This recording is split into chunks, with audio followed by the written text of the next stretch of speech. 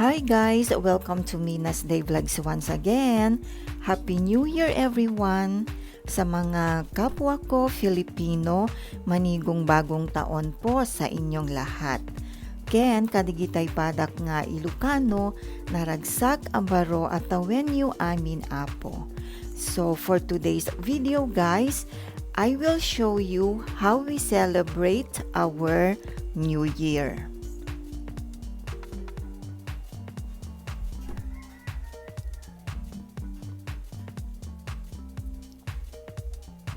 Okay, so first on the list, I have here pancit because they say noodles for long life.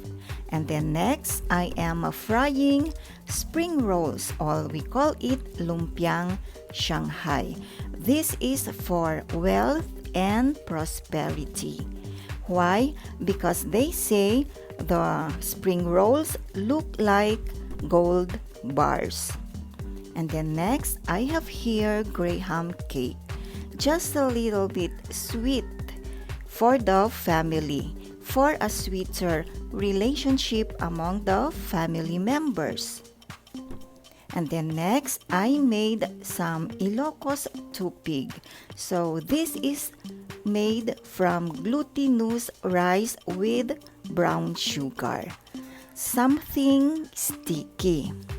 Because they say when you eat something sticky on New Year's Day, it will make your family stick together.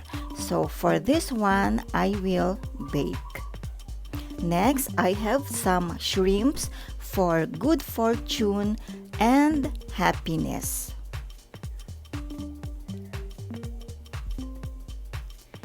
And I also have here the lucky gao or nian gao. This is again the same like the tupig, very sticky. And then next, of course, I prepared my prosperity bowl.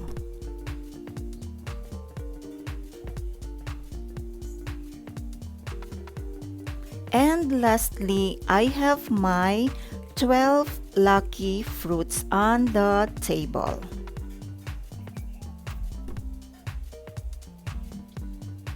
So if you wanna know guys the meanings of these fruits, you can check out my video. And guys, it's 11:55 p.m. I'm just here outside the house. Fireworks started.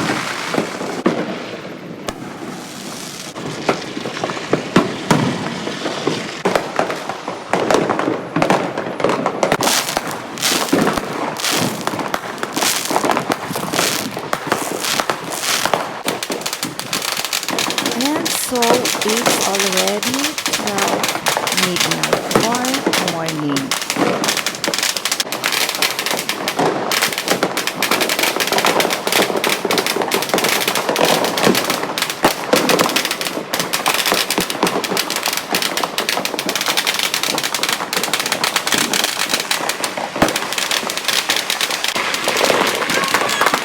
Happy New Year everyone!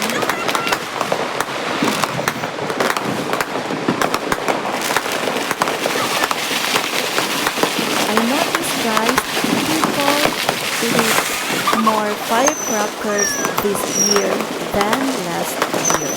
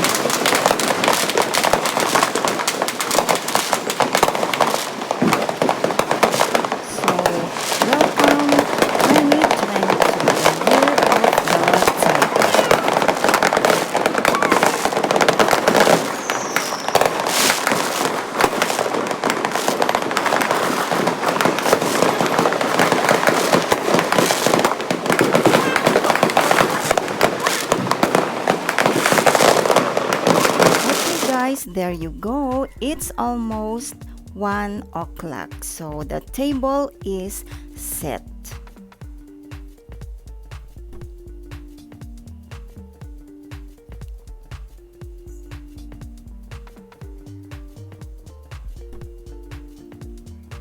So I have here a whole fish, milk fish for good luck and abundance.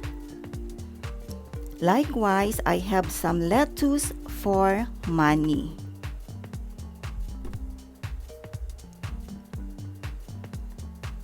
And I prepared 9 pieces of lemon to drive away bad luck.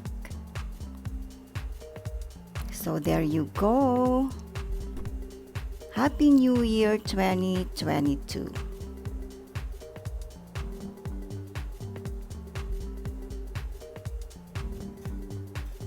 Okay guys, so here are our simple foods for the new year. Cheers everyone! So, thank you Lord for this food that we are about to receive. Let's eat guys! And I prepared budol fight. This is a part of my Filipino culture to eat using our hands. But others say it's unsanitary. But then, respect each other. It is our culture, guys.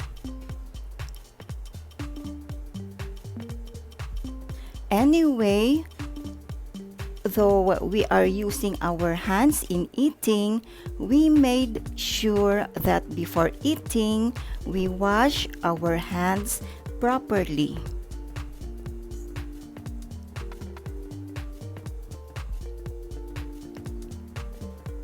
And for our safety, it's just the 3 of us, just one household. We live together and we are fully vaxxed, so no worry.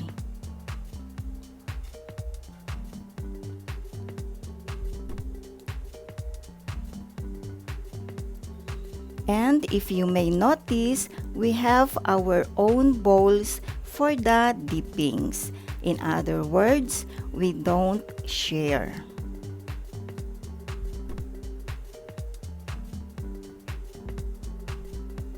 So even though we eat like this, we practice cleanliness at least.